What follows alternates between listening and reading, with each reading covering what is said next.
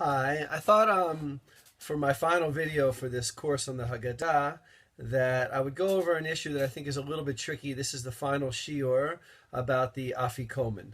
Now, we all grew up, everybody understands that today, what do? At the end of the meal, we finish our dessert, we've eaten our regular meal, we hand out a piece of matzah that we call the afikomen, and everybody eats the afikomen, the matzah afikomen, and that's the end of the meal. You're not supposed to eat anything else after that. So everyone's familiar with that halacha, that law. But I thought I would go over the material that I did in the shiur about the afikomen and how it turned from what the Mishnah terms the afikomen to our custom today. And this is a little bit complicated, so I think it's good that I supplement the material from the shiur with a video trying to explain this. So let's just remind ourselves what the Mishnah and what the Tosefta, the earliest second century sources, said. They said, Ein maftirin achar haPesach afikomen. We don't have an afikomen after the Pesach.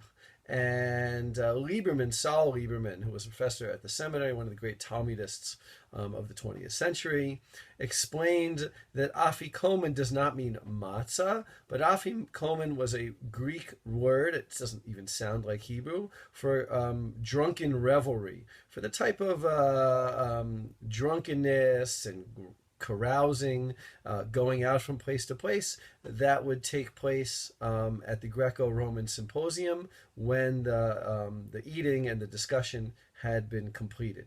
So what Lieberman was pointing out was that the Mishnah specifically says, do not have such Greco-Roman drunkenness after your Seder. So that's the Mishnaic level. The Tosefta adds, like nuts, parched corn, and dates, which other scholars have explained were the types of salty foods, even dates were heavily salted, that would accompany drinking. So along with this, in the two Talmudim, we see that there are certain foods that one should not have after the Seder meal, because those foods, they're like the ancient version of bar food. They're the kinds of foods that encourage drinking, and if you eat those foods, you're going to get thirsty. Basically, all they had to drink was wine, so you really shouldn't engage in any of those kinds of activities. The Yerushalmi also interprets, the Jerusalem Talmud interprets, that an afikomen is singing, minei zemer, musical instruments. There's a couple sources that talk about going out from one party to the other, which Lieberman again explains meant carousing. So all of that is the early Mishnaic, the early Talmudic definition of afikomen. Again, to reiterate, it meant that you didn't have any Greco-Roman style drunkenness after the Seder. The Tosefta explains, what do you do after the Seder? You study Torah. I know, may not be as much fun, but that's the way it is. Okay, moving along. In the Talmud, right, because what you really want to know is how did that Greco-Roman prohibition turn, or the prohibition of engaging in Greco-Roman behavior, turn into this matzah that we eat puzzlingly at the end of the meal.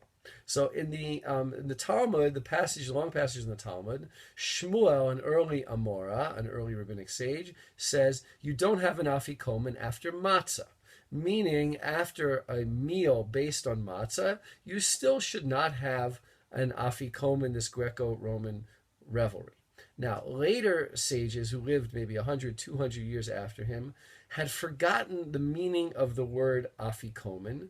They lived in Babylonia. They certainly did not know Greek. And in my interpretation, what they did was said, look, what does it mean, afikomen? It must mean food, because that was the general definition, even though, as I pointed out earlier, it wasn't any food, it was particular foods. So follow me on for a second. They said, Ein maftirin achar matzah afikomen. You don't have a afikomen after matzah. Doesn't make any sense. We always eat other food after matzah. We serve matzah at the beginning of the meal. Therefore, it can't mean that. So they changed it to maftirin achar hamatzah afikomen. You do have an afikomen after matzah. And from that point onward, the word afikomen no longer meant Greco-Roman drunkenness. It meant food. Any food. In other words, it shifted from being drinking foods to any food. Now, you put that back into Shmuel's statement, the earlier sage who had said, you don't have an afikomen after matzah, and now you get the halacha of you have to eat matzah as the last thing of your meal. Because if you read it this way, you can't eat anything after matzah. So the only thing left to do is eat matzah at the very end of the meal. So of course we still need to eat matzah at the beginning of the meal because we open every meal with hamotzi, with matzah. And we're left with this strange halacha of eating matzah twice. Once in the beginning of the meal and once at the end of the meal. Now, let me point out, even the early Rishonim, the early medieval Talmudic commentators, they did not say that you were eating an afikomen, right? Because again, all sources say you're not allowed to have that afikomen. So what they would do is they would say you're eating the matzah of the afikomen. Now that becomes a little bit cumbersome. I'm going to pass around the matzah that comes in place of the afikomen. So pretty shortly after that, it became not matzah shel afikomen, the matzah of the afikomen, but just afikomen. And so from there, we turned a prohibition into a minhag, a custom of eating what we call the afikomen. Now, one last thing, this video is getting a little long, but one last thing is about the dividing the middle matzah. Other sources which we have not covered talk about how many loaves of bread you need, or loaves of matzah, pieces of matzah you need at the Seder. To remind ourselves, on Shabbat you have two. For Lechem Mishnah because of the because of the manna that fell in the desert. Now on Yom Tov, on Pesach specifically, there's a source in the Talmud that like poor people, we should have a half. So I'm not going to go into the whole history, but some Rishonim said you have two because it's Yom Tov, and have a half a piece as well. So meaning you really should begin the meal with 2.5 pieces. Now how do you get to half a piece?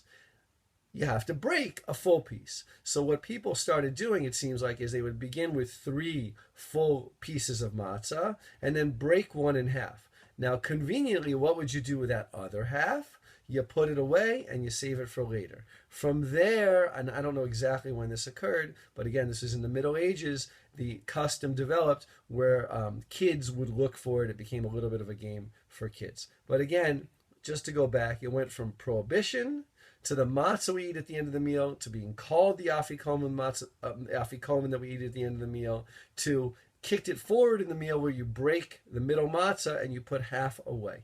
All of that is most of that is post-Talmudic developments. I hope that answered a few of your questions. I realize this material is difficult. You have to look at it several times. You have to realize that it's not saying what you think it's saying, and realize that the customs that we observe today are not exactly the customs that they had 2,000 years ago. And if you have any more questions, please feel free to ask on the forums.